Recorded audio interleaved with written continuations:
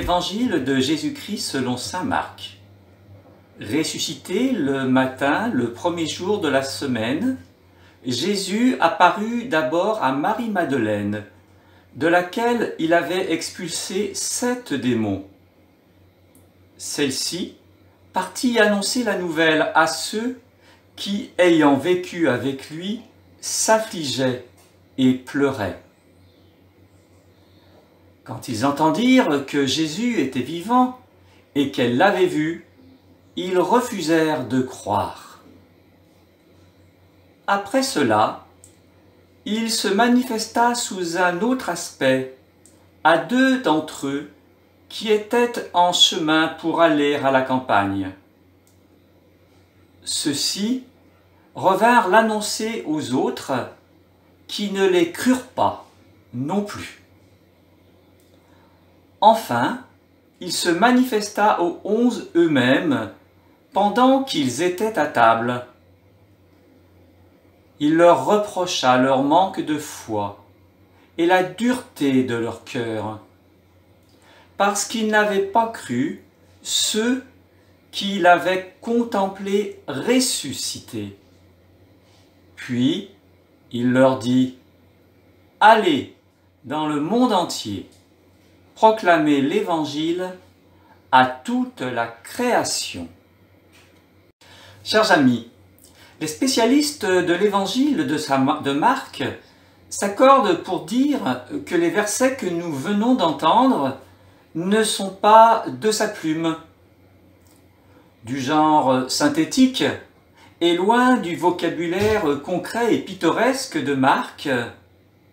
Ils atténuent le sentiment de peur et de fuite des femmes devant le tombeau vide qui clôt l'œuvre de Marc sur un malaise.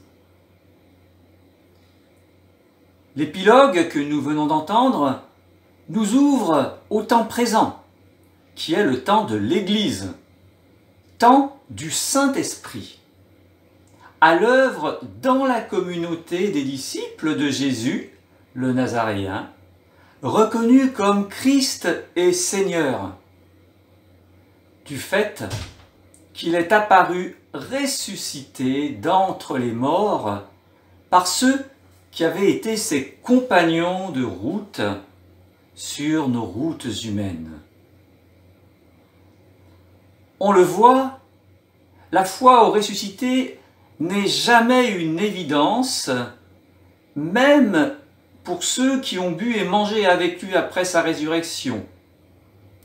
Et il faut du temps à chacun pour passer de l'affliction, des larmes et de l'incrédulité à une adhésion enthousiaste au don que Dieu nous fait d'expérimenter la résurrection de son divin Fils. Pourquoi ? Parce que Dieu ne s'imposera jamais par la force et que d'autre part, il peut et ne désire reposer que dans le cœur des humbles. Que Dieu ne s'impose jamais par la force, la passion de Jésus nous l'a confirmé. Pour ce qui est de notre ressort, il nous faut nous recevoir de Dieu, comme en des vases d'argile, à la fois fragiles, de leur impuissance à tout maîtriser, tout savoir, tout posséder, et à la fois des vases propres à conserver dans la fidélité la bonne nouvelle de la vie éternelle à transmettre. Vous avez noté dans la première lecture que Pierre et Jean sont toisés comme étant des hommes sans culture et sans particules. Mais vous avez aussi noté le rappelon évangélique. Est-il juste devant Dieu de vous écouter plutôt que d'écouter Dieu ? À vous de juger. Quant à nous, il nous est impossible de nous taire sur ce que nous avons vu et entendu.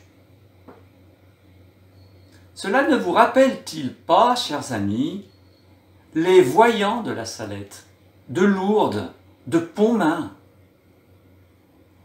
En tout cas, les manifestations de l'esprit, comme le miracle de l'infirme qui vient d'être guéri dans les Actes des Apôtres, manifestent à toute la création le seul nom par lequel il nous est donné de pouvoir nous relever de nos haines, de notre péché, de la mort. Quand le miracle opère, ce n'est jamais pour notre propre gloire, mais bien plus pour rendre témoignage du bonheur de vivre en habit de résurrection, dans un monde en quête de sens, face aux injustices, aux épreuves, aux calamités, à la pandémie aujourd'hui. Bien que confinés, allez dans le monde entier proclamer l'Évangile à toute la création. Amen.